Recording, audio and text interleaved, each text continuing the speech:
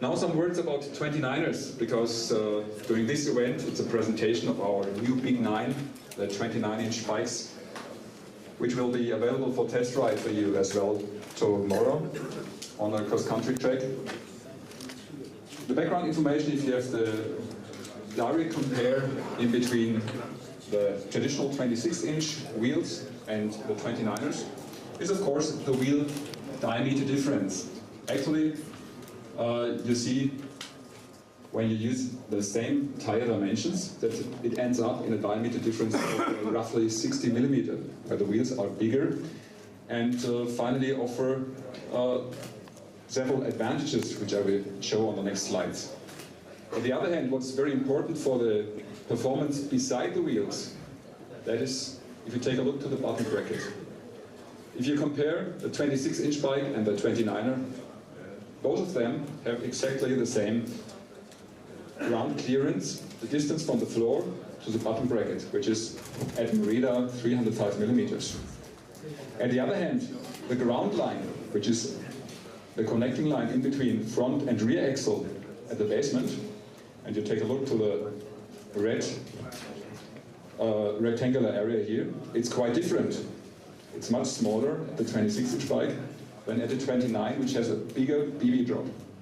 And this BB drop is responsible that 29ers on steep uphills are much better to control and have less tendency to lift the front wheel.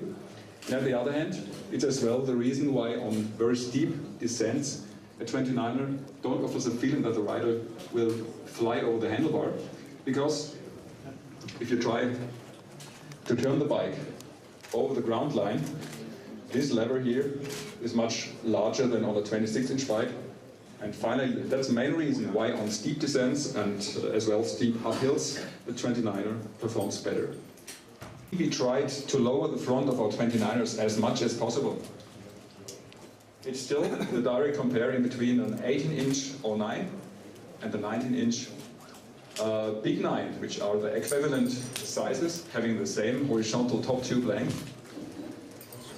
Even we already reduced the head tube to the max. It's just 110 millimeter, and that's the shortest length which is possible on the technical side, because we're using taper fork steers, and the taper steerer has of course a conical section where it's not possible to fix the headset. If you undergo 110, we simply cannot fix the headset anymore. And the second point, you have a long force lever due to the long fork. And if you have a frontal impact, there's a huge bending force coming back to the frame, and as shorter the head tube, as bigger the force lasting on the down tube. So the challenge to keep the durability for the 29er having a very short head tube is really not easy to manage. And even we already reduced 25 millimeters head tube length, 29 based to the 26, it's still a high difference of 40 millimeters when using the same 100 millimeter fork travel at the front. And that means as well that we need to lower the cockpits, we need to swap the stems to be negative, we need to use very low profile headset cups, remove all spaces, and still for small riders, the front might be quite high. That means for people like Jose, it's really already a rider size and position on the bike, which is the limitation where 29ers start to make really sense. So it's a solution for mid-sized up to taller riders. I don't want to tell you that 29er is a perfect solution for everyone. Big roots, some big stones. The big wheel passes the obstacles much easier. And the bike won't stop that much if you hit the obstacle. Every year we learn, and if today we would start our own 9 project, the performance definitely would be higher again. Now the Big 9 is a new generation. It's almost 2.5 years developed after the 09. And you can take later on a look on the BB area of the 09. It's not just amazing lightweight. We also got a perfect combination of finding enough space, enough clearance for the big tire. The chaining side has much higher cross-section than the opposite side.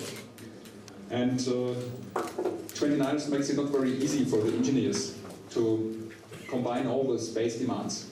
At the inside, tire need space for wider dimensions for mud clearance. At the external side, the chain rings are passing in a very narrow base. And it's our target to create the chainstays as short as possible. So we have just 20 millimeter longer chainstays compared to the 26. Even the wheel diameter is more than 30 bigger, the radius, sorry. And that means as well that the whole rear wheel is running more than 10 millimeters closer to the C-tube, and still we have more clearance in all areas as we have at the 09. We have a taper 1.5 head tube which offers extreme direct steering feeling at this bike. Marketing talking, or it can be really measured with some scientific data that there's a difference in between traditional shaped frames and aerodynamic road frames.